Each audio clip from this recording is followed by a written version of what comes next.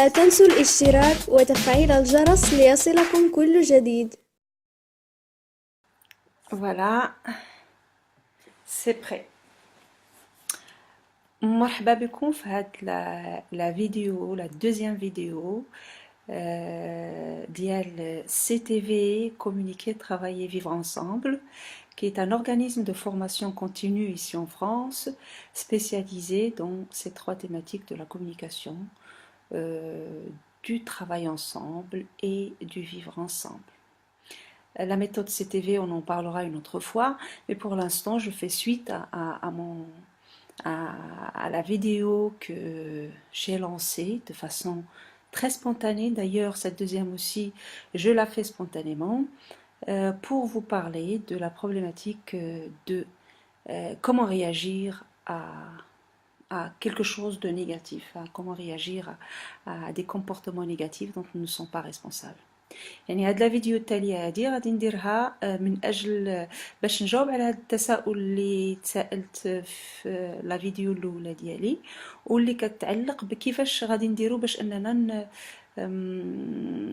نتعاملوا مع ناس اللي كيأذيونا ولا كيعنفونا، سواء من خلال التصرفات ديالهم الغير لائقة أو من خلال يعني لي زاتاك ديريكت، لي انسولت، لي يعني جميع التصرفات اللي كتكون كيكون فيها واحد النوع ديال العنف العلائقي. غادي نتحدث لكم على واحد التصنيف ديال مارشال غوزنبرغ، اللي واحد الكتاب اللي قريته شحال هذا واللي الى شونجي ما في، انه غير الحياه ديالي.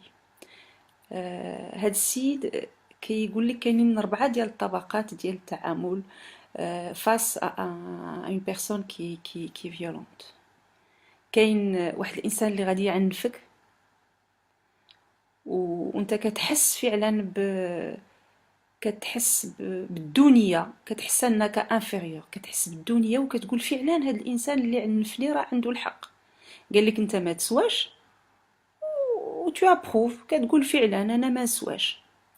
يعني وهذا كيشكل واحد الانسان كيعنفك. كاين العنف نيميرو 1 وانت كتعنف نفسك، يعني تو فاليد، كتقول لي فعلا هذاك الشيء اللي قلتي راه صحيح، ماشي كتقولها لي بالضروره، وانما انت كتحس بانك فعلا ماشي انسان مزيان. هذا كيدخل في التعنيف النفسي واللي كيشكل واحد الخطوره، لحقاش الا كانت اون ريبيتيسيون في هاد لي رياكسيون هادو، الا كان واحد ان هاد الحوايج كيتعاودوا، ممكن الانسان غادي يحس بواحد الحاله ديال الاكتئاب في اخر المطاف، بالحزن يعني. هذا لا بروميير رياكسيون. لا رياكسيون الثانيه هو انه ممكن الانسان يعنفك وانت تعنفه، يعني كنجاوبوا على العنف بالعنف. مثلا كيقول لك انت ما تسواش، كتقول ليه انت اللي ما كتسواش، او لا كتجاوبوا بنفس الطريقه. وهنا كنصدقوا في واحد العنف مشترك، يعني ان الانسان كيعنفك وانت كتعنفه. وكندخلوا في ديك لا سورونشير، شكون فينا اللي غادي يقدر يعنف اكثر. احيانا ما كنبقاوش عاقلين نهائيا علاش بدينا داك العنف، لحقاش كاين واحد التدرج في العنف، وكاين واحد يعني اون سورونشير و سي لا لوا د لا جانجل، يعني قانون الغاب، واننا في اخر المطاف الا كنت قوى منك راه كنعطيك دقه ديال العصا، وإلا كنتي قوى مني راه كناكل العصا. وماشي هذا هو المجتمع باش كنحلمو. كنظن بان هذا ماشي المجتمع باش كنحلمو حنايا، وماشي هذا هو المجتمع باش كنحلمو بالنسبه لوليداتنا. وكاين لا رياكسيون اللي كنبداو نخرجوا من العنف، لا رياكسيون لا تروازيام رياكسيون، يعني التفاعل الثالث هو انني كنولي كنوضعك عند الحد ديالك، كتعنفني وكنقول لك ستوب، حبس، انا محتاج واحد النوع ديال الاحترام، وما غاديش نسمح لك انك غادي تعاود معايا هذا التصرف مثلا. وكنوضع جميع الوسائل القانونيه الا كان نيسيسير، الا كان ضروري، ومن الأحسن باش ما نوصلوش لهذوك المسائل، ولكن إلا كان ضروري أنني غادي نستعمل وسائل اللي هي لائقة باش أنني غادي نحد من هذاك العنف. وكاين التفاعل الرابع هو أنني سي دو ترافاي سور سوا، سيتادير كتولي كتفهم علاش هذاك الانسان راه فيه هذاك يعني انه كيتعامل بخبث وانه كيتعامل خايب. لحقاش حنا بروسنا عندنا الخبث، يعني باش انني نتعرف عند الخبث على الخبث عند الاخر ضروري انني نكون تعرفت عليه عندي دابور. يعني اننا كنكونوا كنقوموا بشي حوايج ما مزيانينش وكنتجاوزوهم، هذه هي ليفولوسيون لو شونجمون بوزيتيف.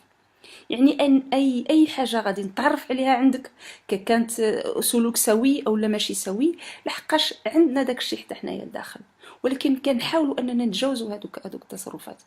اذا هذاك التصرف الرابع هو مثلا ان واحد الانسان كيعنفك وانت كتعبر على الاحتياج ديالو.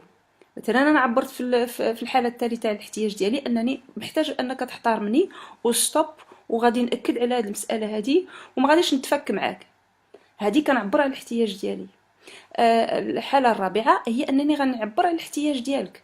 مثلا غادي تجي في اداره الادارات ديالنا وغادي تجي وغادي دوز انت هو الاول ولا غادي وغنهضر معاك وغادي تعنفني. غادي نقول لك فعلا انا فاهمه بانك زربان، ولكن حنا كاملين راه زربانين وداكشي. يعني ما كندخلش معاك في واحد التعنيف اللي هو متبادل. كنعبر على داك الاحساس ديالك نتايا وكنعبر على داك الاحتياج ديالك، ولكن ما كنلغيش الاحتياج ديالي. لحقاش متى كيبدا العنف؟ ما معنى العنف؟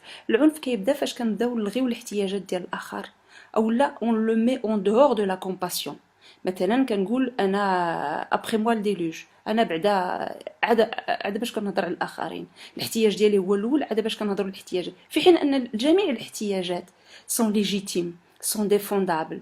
والحاجه اللي كتجعل منا ناس اسوياء دي جون سان هو اننا كنحترموا الاحتياج ديال الاخر سيمولتانيمون. في نفس الوقت كنحترم الاحتياج ديالي وكنحترم الاحتياج ديالك، لحقاش بدون هاد ليكواسيون، بدون هاد المعادله، ما يمكنش نعيشوا في واحد العالم اللي هو سوي.